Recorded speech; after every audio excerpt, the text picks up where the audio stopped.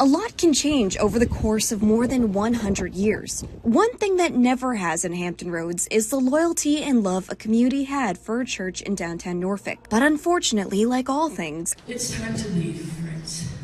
Built in the 1890s, Norfolk's Epworth United Methodist Church has been the host of weekly services and many beloved milestones for more than 130 years. I was married here. My mother was married here. My grandmother was married here. We're members of the church since about 1928. And this was my village that raised me.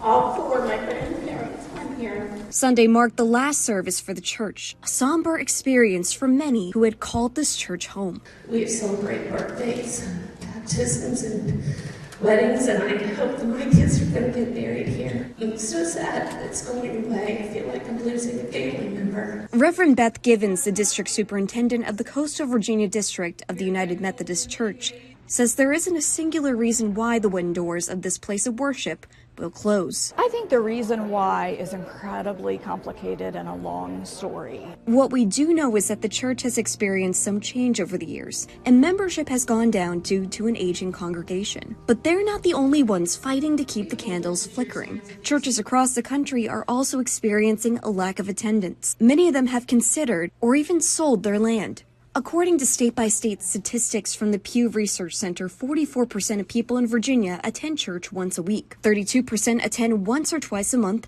and 24% seldom or never go. For right now, there is not a set plan of what will happen with this place of peace. What we know is going to happen is that the annual conference, the Virginia Annual Conference, now will take ownership of the property, and we'll be working with a company to look at what the future possibilities hold. In the meantime, the memories of this church are expected to live on for much longer than another 130 years. Even though on this sad day that we're having to abandon it still will always be in our heart, will always be our church.